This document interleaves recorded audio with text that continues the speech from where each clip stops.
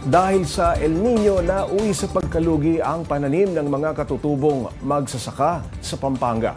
Pero kahit ngayong tag-ulan na, nag-aalala sila na magtuloy-tuloy pa rin ang kanilang paghihirap.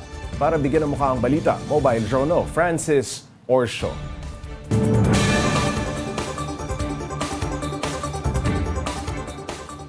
Tag-ulan na, pero ang epekto ng El Nino nandyan pa rin. At maski ang mga kapatid nating katutubong magsasaka, hindi nakatakas sa tagtuyot.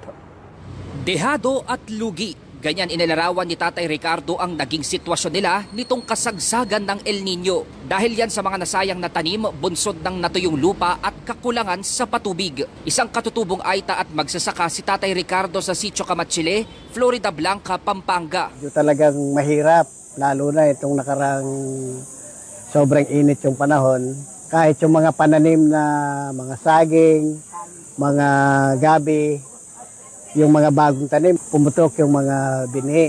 Bukod sa saging at gabi, tinamaan din ang mga tanim na kamote, kalabasa at iba pang gulay. Kaya ang puhunang 20,000 sa pagsasaka para sa lupang hindi pa aabot ng 1 hektarya na uwi sa pagkalugi. Doble dagok pa ang kawalan ng irigasyon at patubig mula National Irrigation Administration. Yun nga lang, kahit na magsisimula na silang magtanim ngayong tag-ulan, mukhang malulugi pa rin daw sila.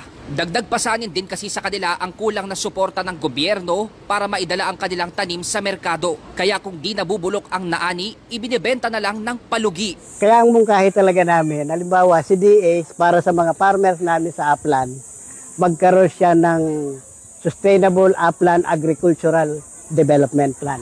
Ito raw ay para matutukan ang mga pangangailangan ng mga magsasakang aita na nasa bundok. Kasabay naman ng pamamahagi ng tulong ng Alagang Kapatid Foundation sa mga katutubong aita, na mahagi rin ng mga binhi at libreng seminar workshop sa pagsasaka ang Department of Agriculture. Sa ilalim yan ng programang Kabuhayan at Kaunlaran ng Kababayang Katutubo ng DA Central Luzon. Bukod dyan, pag-aaralan din daw ng DA kung paano patutulungan ang mga magsasakang aita, kagaya ni Tatay Ricardo. Titignan po namin ang gulo dito na ang sa pagdating po sa agrikultura, yun po, una po, masustain po yung kanilang pagkain. Pangalawa po, sila po yung mag-supply sa bayan. At pangatlo po, yun nga po, ililink po namin sila sa mga market kung sakali pong sobra-sobra na po ang kanilang mga harvest. Sa pag-uumpisa ng tag-ulan ay tuloy-tuloy din ang paghina ng El Nino.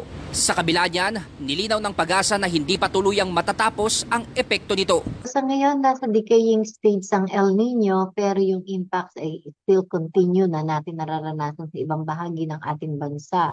Mobile journalist Francis Orsio po, hatid ang mukha ng balita.